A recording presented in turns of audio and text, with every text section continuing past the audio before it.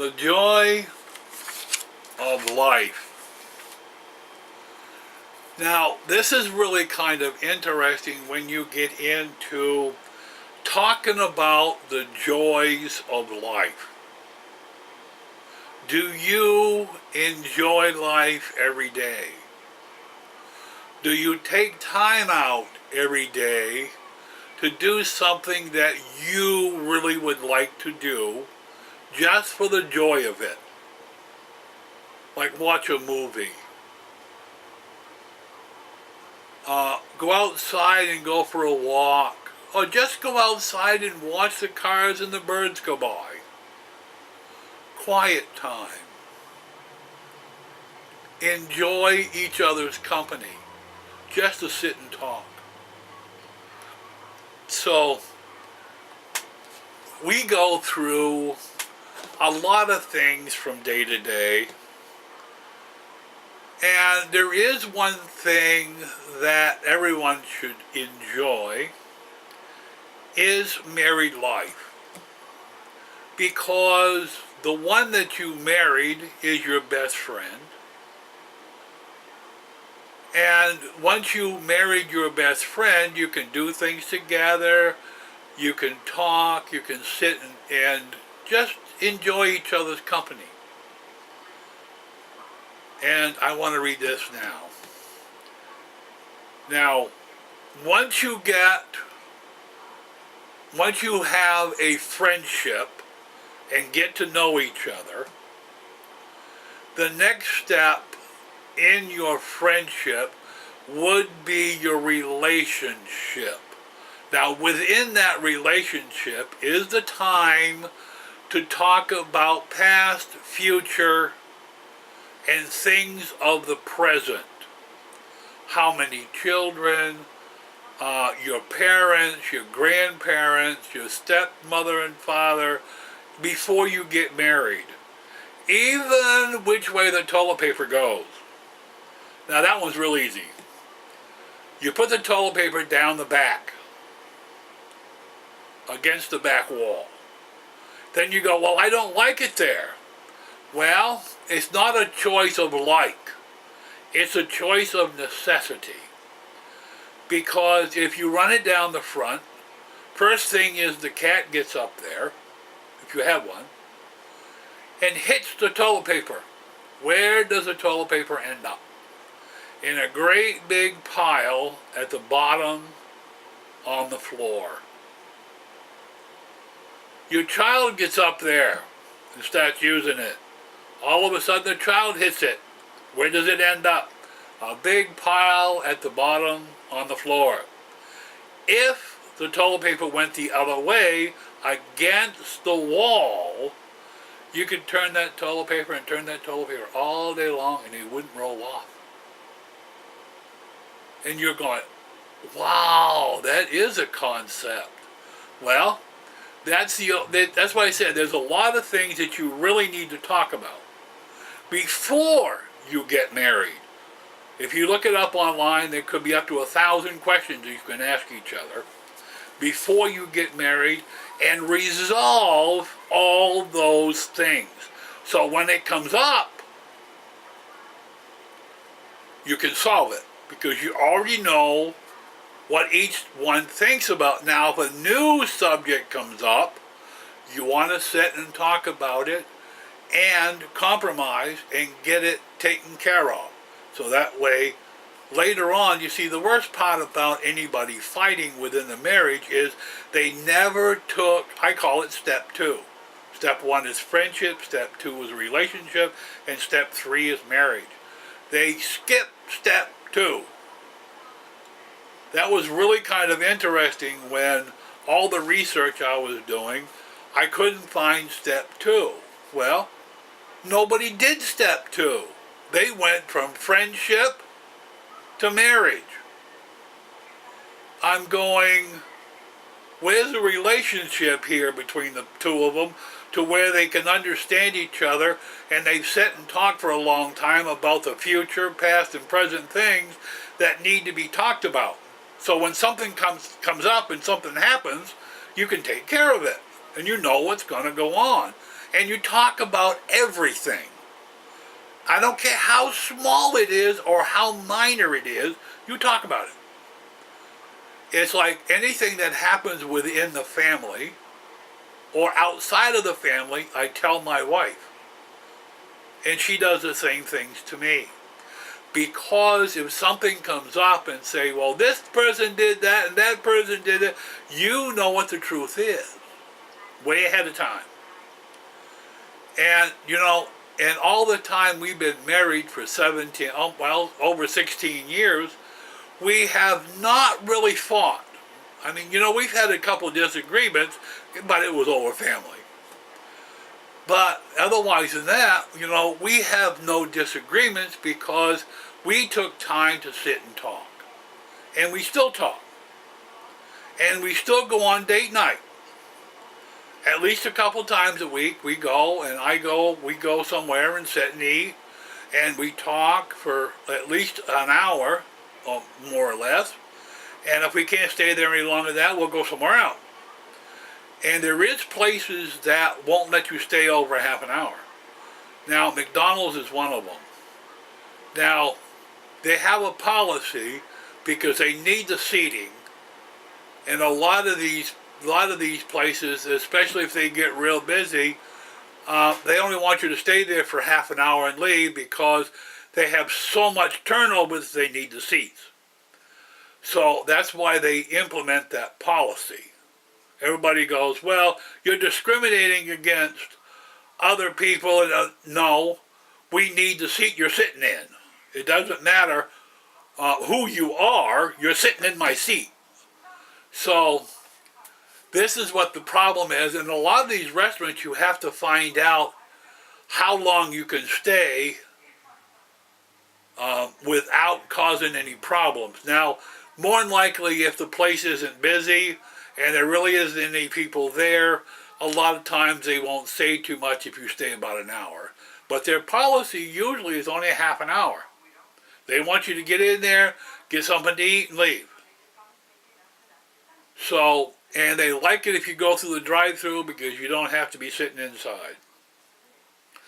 So that was one of the big controversy things that I have seen lately, that they said, well, you're discriminating against me. And they said, no, we want your seat you're sitting in so somebody else can sit there. So that's why we have implemented the policy.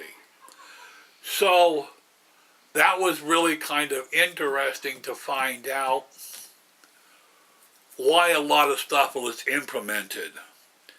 Okay, now I want to take and continue with this, with friendship within your relationship and then marriage was really kind of interesting because we go from friendship, we get to know them, and we date, and we spend a lot of time together, and we do things.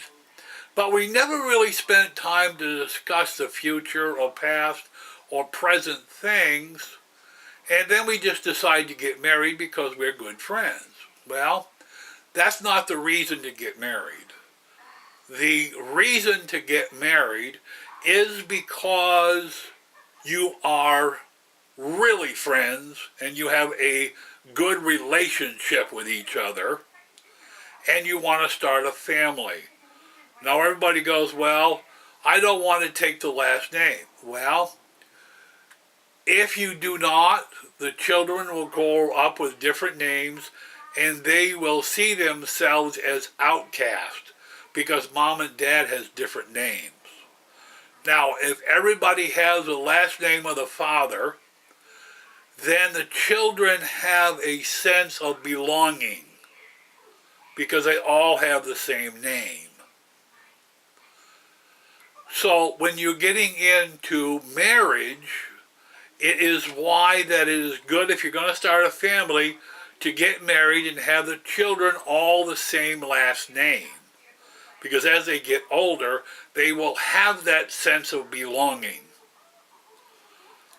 So it's like when you're brought up, and like me, my last name was because my mother and father never divorced, so I grew up with my real mom and dad, and I had the last name of them, and so therefore I felt a belonging to the family because I did have the last name.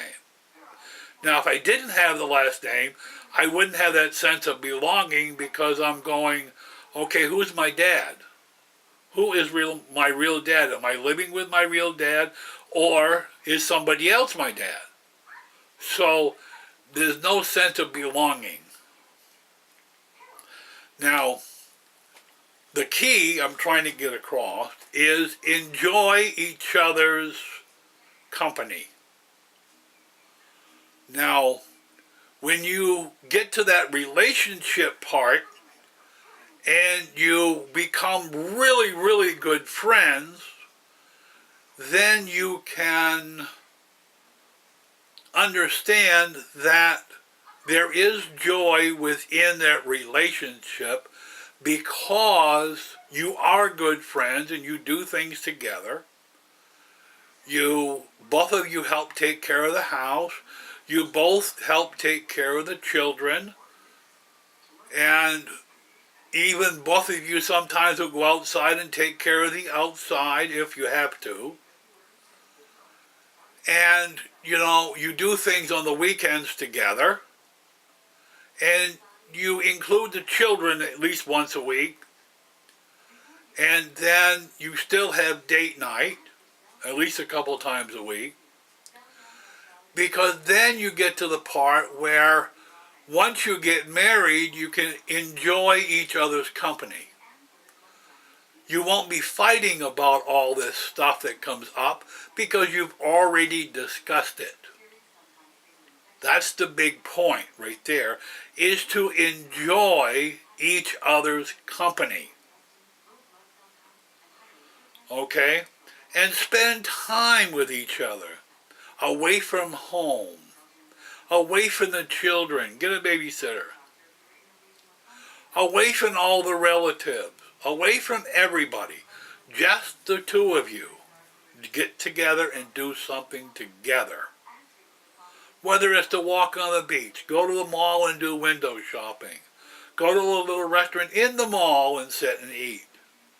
There's all kinds of stuff, especially in the wintertime.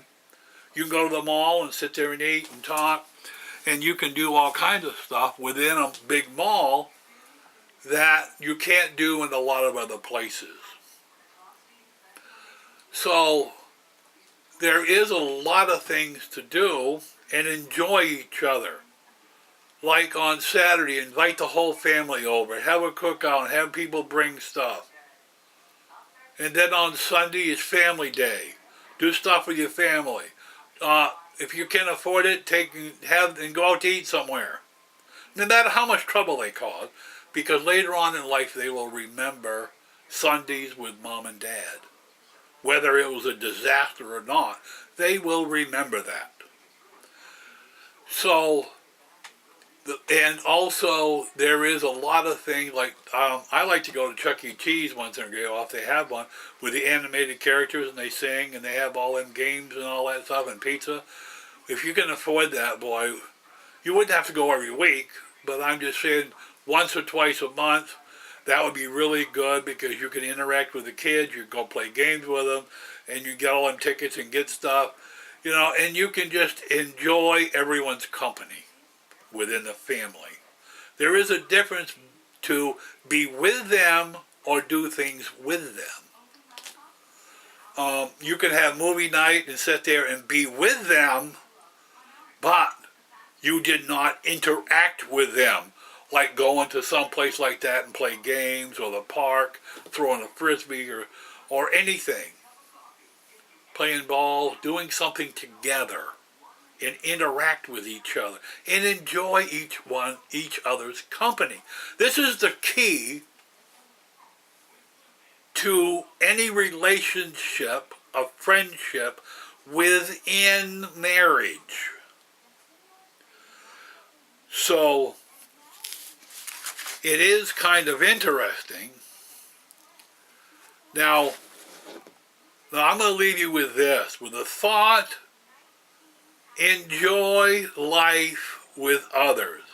and spend time with your family and friends and do things with them.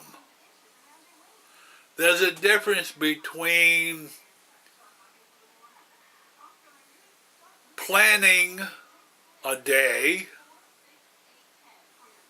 or being part of the plan.